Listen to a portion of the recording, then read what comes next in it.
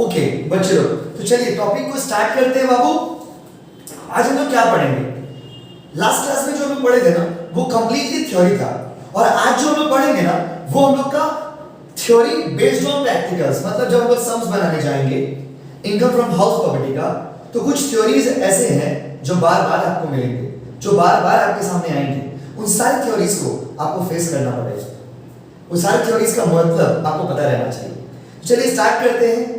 पहला वर्ड है fair rent. Fair rent क्या होता है?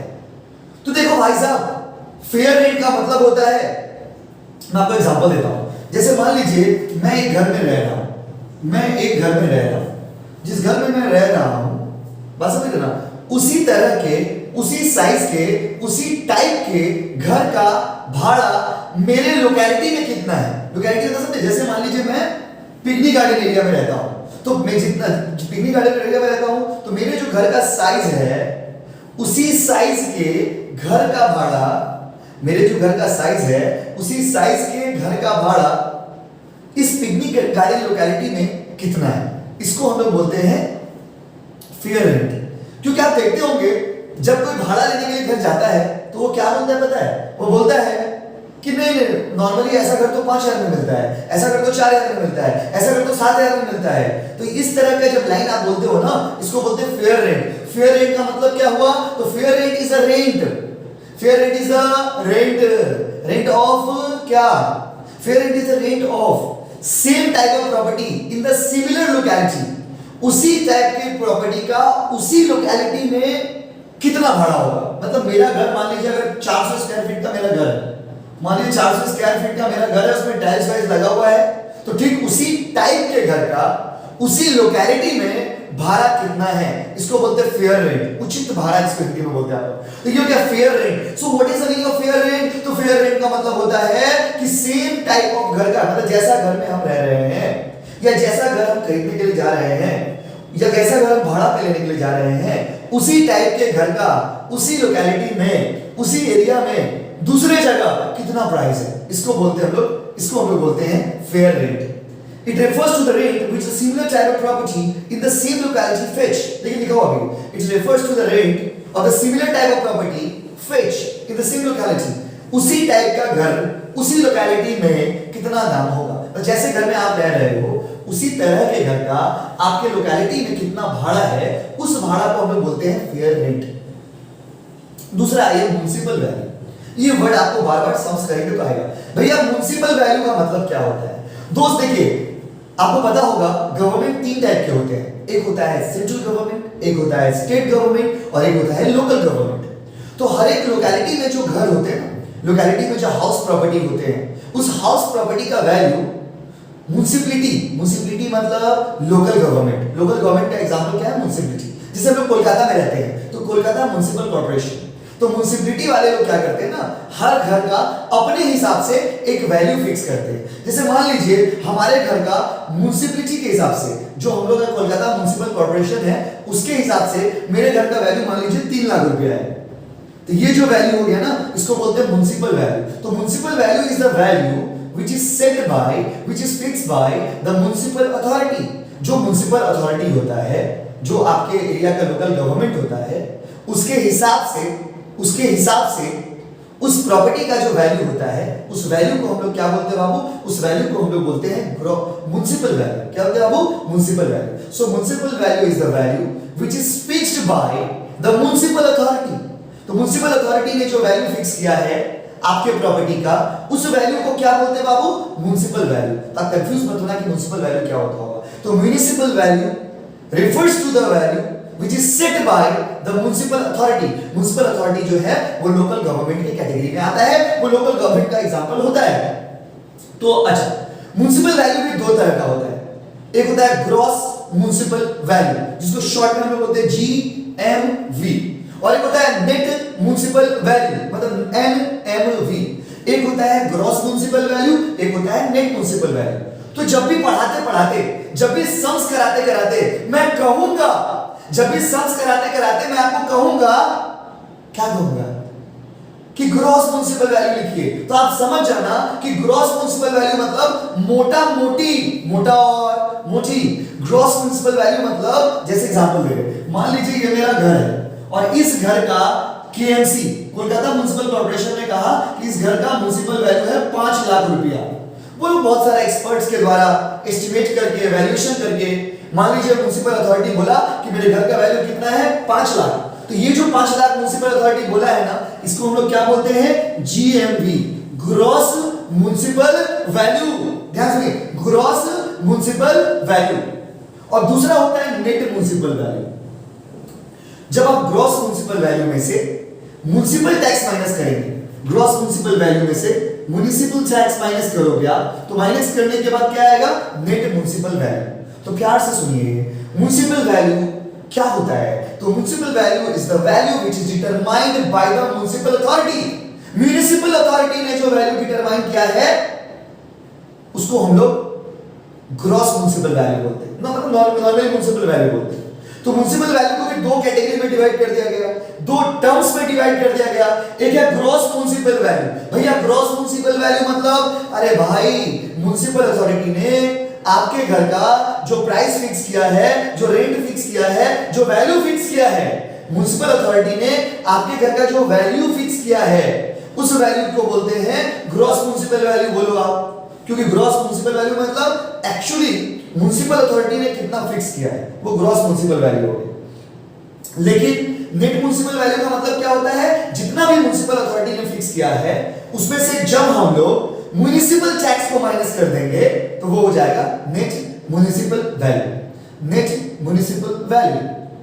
आई होप यू अंडरस्टैंड। आप पढ़ना, नोट्स मैंने भेज चुका हूं ऑलरेडी आप लोगों को। उसके बाद अगला वर्ड है स्टैंडर्ड रेट। भैया स्टैंडर्ड रेट क्या होता है बताइए, तो सुनिए, स्टैंडर्ड रेट वो रेट होता है ना जो रेंट कंट्रोल एक्ट, रेंट का अपना एक कानून है, उस रेंट कंट्रोल एक्ट के द्वारा जो रेट डिटरमाइन होता है उसको स्टैंडर्ड रेट बोलते हैं। ये सारे वो टर्म्स, ये सारे वो वर्ड्स मैं आपको पढ़ा रहा हूं जो आपको सम्स बनाने से पहले यूज होगा।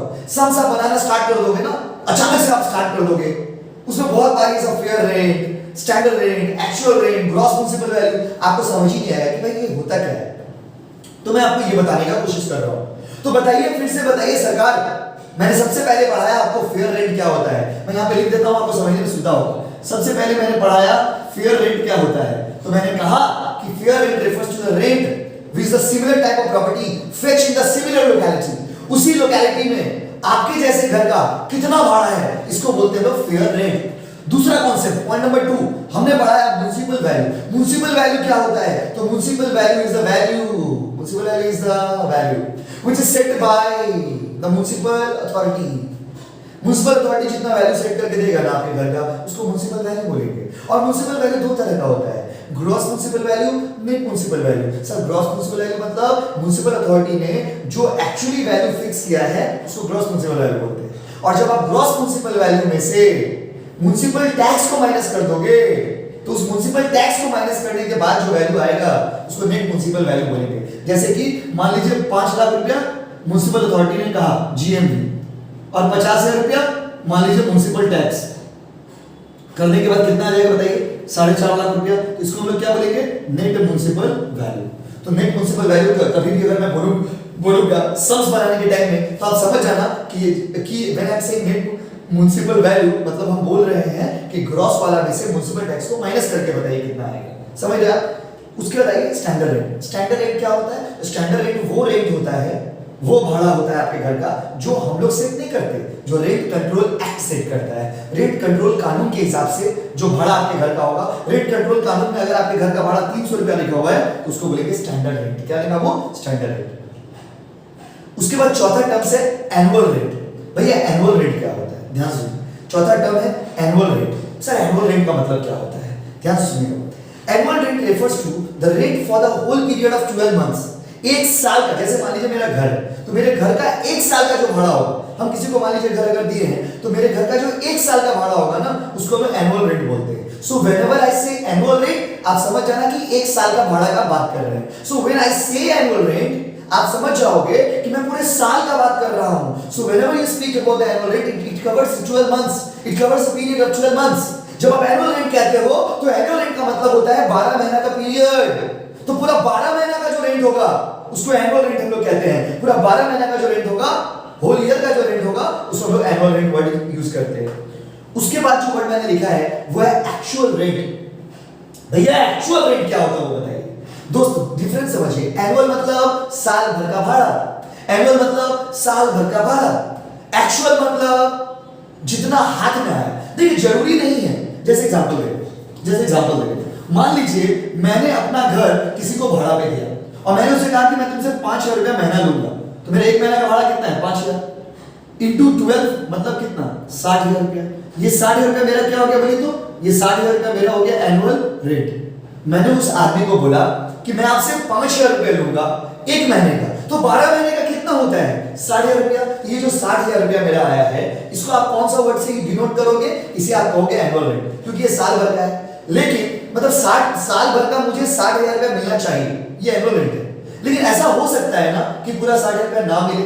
हो सकता है लॉकडाउन का टाइम था, 3 महीना गांव चला गया या 4 महीना वो गांव चला गया, जिसको मैंने घर भाड़ा पे दिया था वो आदमी 4 महीने के लिए गांव चला गया।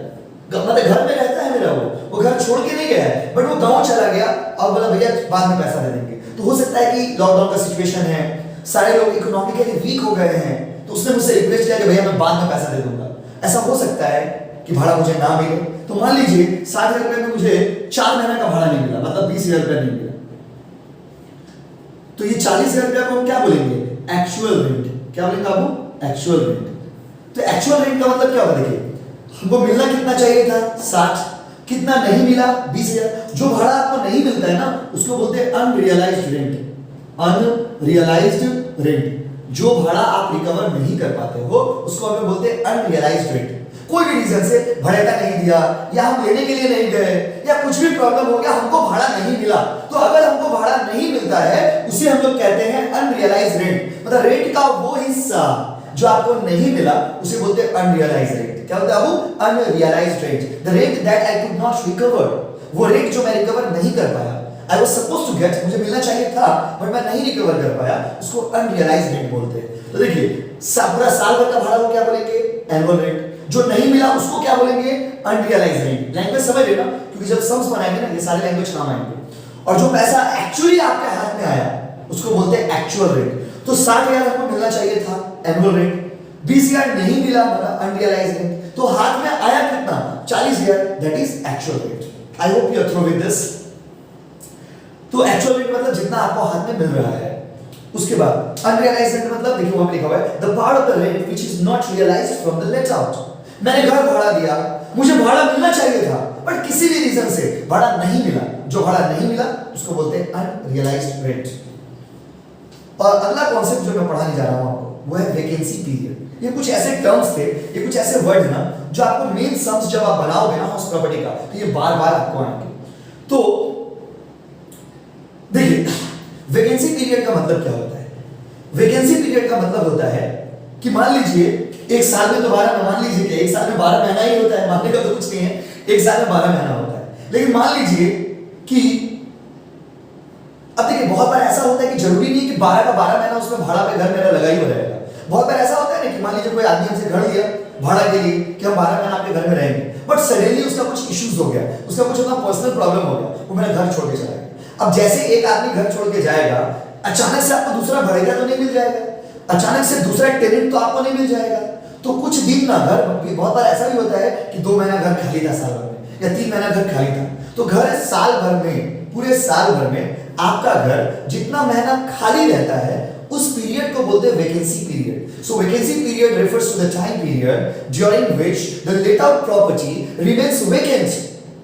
जो घर को आपने भाड़ा लगाया था वो घर जितने दिन, साल के जितने दिन वो घर खाली रहता है, उस खाली वाले पीरियड को हम लोग बोलते हैं वैकेंसी पीरियड। क्या होता है वो? Vacancy period. So vacancy period refers to the time period during which your house which you have let out remain vacant। जो घर को आपने भाड़ा लगाया था वो घर अगर खाली है उसे हम लोग क्या बोलेंगे बाबू? Vacancy period. ठीक है, ये था आप लोग का बेसिक थ्योरेटिकल पार्ट। उसके बाद अब हम लोग डायरेक्ट सम्स वाले पार्ट में एंटर करेंगे, बट उससे पहले मैं आपको 2 थ्योरी बताऊंगा, 2 बात बता देता हूं। देखिए अब सवाल ये कि घर का यूज कैसे होगा। सो देयर आर जनरली कोई भी जो घर होता है उसका दो यूजेस हम लोग करते हैं जनरली।